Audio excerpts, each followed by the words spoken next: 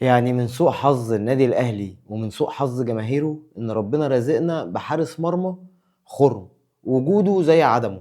يعني كانك بتلعب بالجون فاضي، الهجمه الوحيده اللي تروح عليك ومحمد هاني يفتح برجل ملوش اي 30 لازمه، هوب تلبس الجون الاول في ماتش.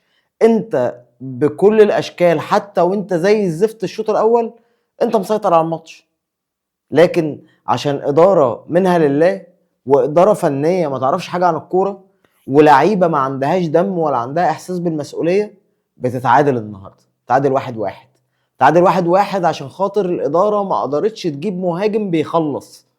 بتتعادل 1-1 عشان خاطر في استهتار، عشان احنا بندور على اللقطه، عشان احنا ما عندناش الحميه وما عندناش الروح.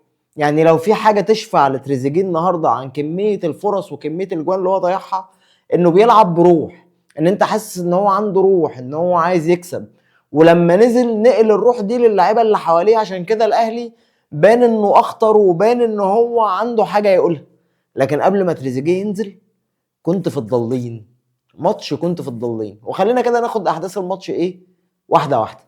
طبعا الماتش كان ماشي ايه، الاهلي بيضغط، الاهلي بيحاول يهجم، الاهلي بيحاول يعمل هجمات خطيره، بس لسه كل الهجمات بلا عنوان. اللي هو اول 10 دقايق انت لسه بتكتشف الماتش، عشان تيجي الدقيقه 10 تكشف لك ان انت عندك حارس مرمى ما ينفعش، حارس مرمى منتهي اكلينيكيا من سنه 2022 او من 2021، حارس مرمى ما يليقش بالنادي الاهلي وما يليقش بمنتخب مصر، حارس مرمى بيفضل وحش وحش وحش ويجي في ماتش مهم يتألق وبعد كده يرجع تاني زي الزفت. خرم كورة عادية جدا، لو كان قافل رجليه كان زمانها اتصدت. بس ازاي يقفل رجليه؟ هو احنا يا اما ايدينا تبقى مخرومه يا اما رجلينا تبقى مخرومه، تحس ان هو بيلعب من غير اطرافه محمد الشناوي.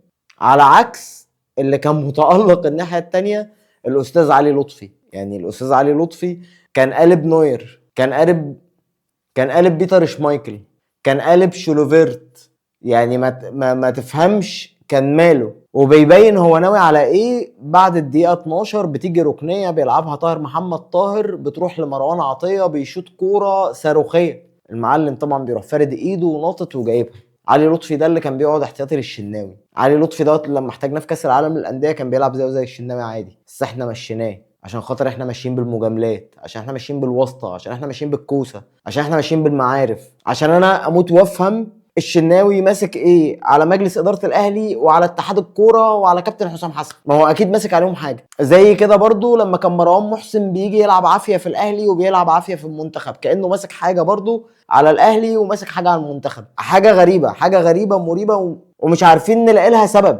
لعيب منتهي، لعيب مش كويس والاحتياطي بتاعه احسن منه، ما بتلعبش الاحتياطي بتاعه ليه يا عم؟ يعني في الوقت اللي انت بتصارع فيه على كل نقطة، عشان عندك بكرة الزمالك وبيراميدز هيلعبوا مع بعض واللي هيكسب فيهم هيركب الدوري، فانت المفروض النهارده ان انت تكسب. انت المفروض نازل النهارده عندك كل الدوافع للفوز، لان لو فرقة فيهم كسبت هيبقى الفرق بينك وبينهم نقطتين. يعني لو الزمالك او بيراميدز كسبوا بكرة والاهلي كان كسب النهارده كان هيبقى واحد فيهم متصدر عليك بفرق نقطتين. دلوقتي انت جيت اتعادلت النهارده، اتعادلت في ماتش انت عامل فيه اكتر من 13 او 14 هجمه، بس ما عندكش اللعيب اللي بيخلص، ما عندكش مهاجم بحق الله، ما عندكش مهاجم زي وسام ابو علي اللي مشي وفي الاخر رحت جبت شريف المخيف، وجبت المهاجم اللي انا ما زلت مصر ان انا مش عارف انطق اسمه، اللي اسمه كاموش ولا كاميش ولا تحس ان هو شبه يميش رمضان كده في الايام المفترجه اللي احنا موجودين فيها. بتيجي بعد كده في الدقيقه 33 بيبقى في عرضيه ممتازه من بالعمري ما حدش بيعرف يستغلها من لعيبه الاهلي اللي موجوده في منطقه الجزاء،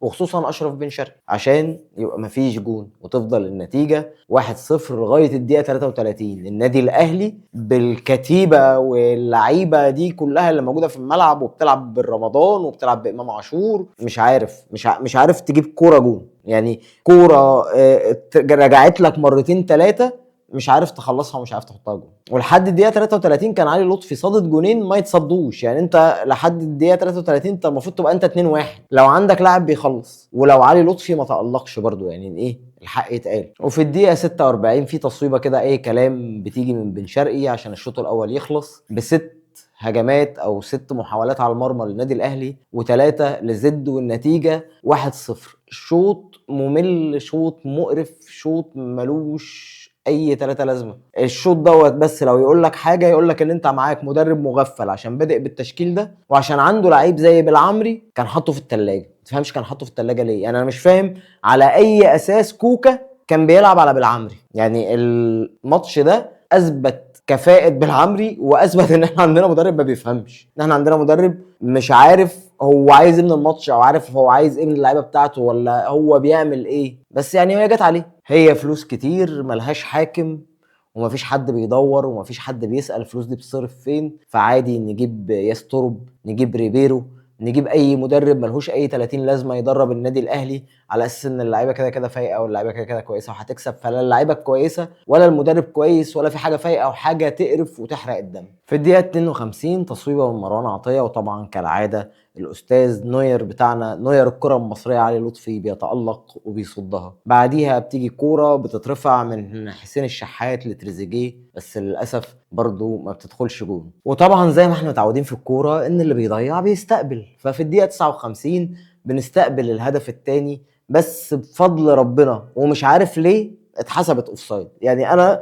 ما شفتش الكوره كويس، والكوره ما اتعادتش كويس عشان نعرف هي اوفسايد على اساس ايه. بس يعني بستر ربنا ان الدقيقه 59 بيدخل فينا الجون الثاني وبيتحسب اوفسايد، وده من ستر ربنا علينا عشان ما كانتش تبقى فضيحه وما كناش نفتح الملعب والماتش بقى بدل ما يخلص 1-1 كان يبقى خالص مثلا ايه 3-4-0. لان انت ما عندكش الثقه وما عندكش اللعيبه اللي انت حاسس ان هم ممكن يعوضوا او يعملوا الفرق. وفي الدقيقه 64 امام عاشور بيشوط كوره صاروخيه، لكن طبعا نوير واقف في حراسه المرمى، فما ينفعش ان الكوره دي تخش جون. فالاستاذ علي لطفي بيصدها، وبيبقى كده صادد الجون الخامس المؤكد. يعني ده الجون الخامس المؤكد، اللي هو لو شلت علي لطفي وحطيت الشناوي، حطيت اي حارس مرمى تاني، ده كان هيبقى الجون الخامس للنادي الاهلي بلا شك، بلا شك ملهاش حل تاني. في الدقيقه 68 بقى بيدخل زيزو مكان بن شرقي، وبن شرقي بيطلع وبيشوط ازازه ميه وبيخبط وبتاع. فيعني الواحد عايز يعرف هل هنشوف مليون جنيه غرامه على بن شرقي، ولا هنشوف اي عقوبه، ولا دي كانت نرفزه ملعب، ولا هو كان متضايق من ادائه، ولا متضايق من الماتش، ولا متضايق من المدرب، ولا هو في ايه بالظبط. يعني مره امام عاشور ما بيجيش، مره بن شرقي بيشوط الكوره، مره تريزيجيه بيقول لجماهير الاهلي مش سامعكم. طب وبعدين يا جماعه في ايه؟ وبعدين ما تلموا اوضه اللبس شويه، ما تسيطروا على اللعيبه بتاعتكم شويه. ده ايه الخيبه دي؟ فلوس وبياخدوا، اجازات وبياخدوا، اعلانات وبيعملوا برامج وبيطلعوا،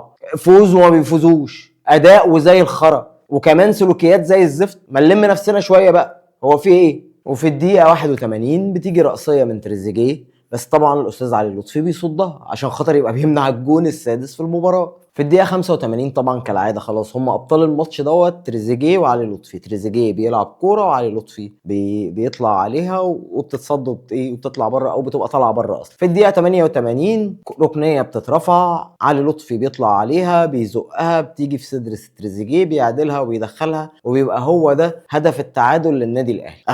اخيرا يعني النادي الاهلي بيلعب قدام زد محتاج 88 دقيقة عشان تعرف تجيب جون، عشان تعرف تتعادل. بينتهي الوقت الأصلي طبعا، والأستاذ علي لطفي بيعمل نفسه إن هو مات وإن هو اتصاب، بيفضل واقع في الأرض بتاع دقيقتين 3. الحكم بيحكم ب9 دقايق وقت بدل ضايع، ماتش جديد، شوط إضافي أول عشان خاطر تعوض. هو كده كده الماتش كان لازم يتحسب فيه الوقت ده كله، لان لعيبه سيراميكا خدوا لعيبه زد خدوا انذارات كتير وضيعوا وقت كتير. فطبيعي ان انت كنت لازم هيبقى في وقت طويل، بس جالك 9 دقايق استفيد بيهم بقى. ففي الدقيقه 93 الاستاذ امام عاشور بيشوط كوره، ولكن للاسف طبعا بتتصد. وبيجي بعد كده في الدقيقة 99 الأستاذ تريزيجيه بيلعب رأسية بتخبط في العارضة، وبينتهي الماتش في الدقيقة 104 ولا الدقيقة 105 بعد ما عملت أكتر من 18 أو 19 فرصة على المرمى ما عرفتش تجيب فيهم غير جون. ارجعوا للفيديو اللي فات، أسطورة الهدف الواحد للنادي الأهلي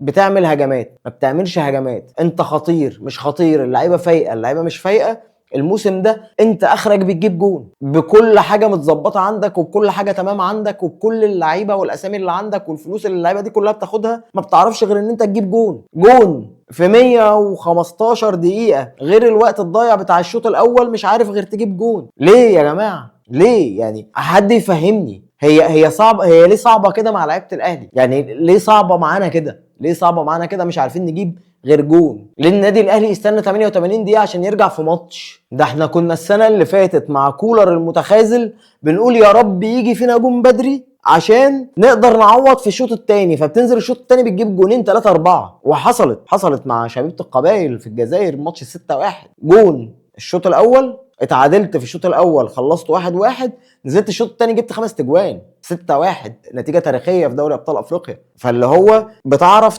تعوض وبتعرف ترجع، واللعيبه بيبقى عندها روح وحميه. لكن انا النهارده اللعيبه زي الزفت. الجون الثاني الاوفسايد اللي ما اتحسبش، الجون ده برضو غلطه محمد هاني وغلطه الشناوي، زي ما كان الجون الاول غلطه محمد هاني وغلطه الشناوي. طب احنا ما بنتعلمش من اخطائنا؟ طب احنا ما بنلعبش مثلا، ما بنعرفش نلعب في الشمس، ما بنعرفش نلعب في رمضان؟ طب ما الماتش اللي فات ما كانش في رمضان، ولا لا الماتش اللي فات كان في رمضان؟ الماتش اللي قبل اللي فات ما كانش في رمضان وجبنا جون واحد برضو. هنفضل بقى في الهري ده لغايه امتى؟ لو عايزيننا ما نتفرجش على ماتشات الاهلي والله يقولوا لنا مش هنتفرج. خلاص ما تضغطوناش كده، ما تقرفوناش كده. اصل مش هنقول مثلا لعيبه جديده، لعيبه طالعه من الناشئين فلسه بياخدوا اجواء المباريات وبيحسوا بروح الفانيلا والكلام الجميل ده، ومش هنقول لعيبه لسه جديده، ومش هنقول اصل احنا جايبين لعيبه على قد فلوسنا. لا، انت في كل مركز انت جايب لعيبه على الاقل بمليون دولار يا عم، ما عدا مراكز الدفاع يعني، ما عدا المدافعين ما فيهمش حد وصل للمرحله دي.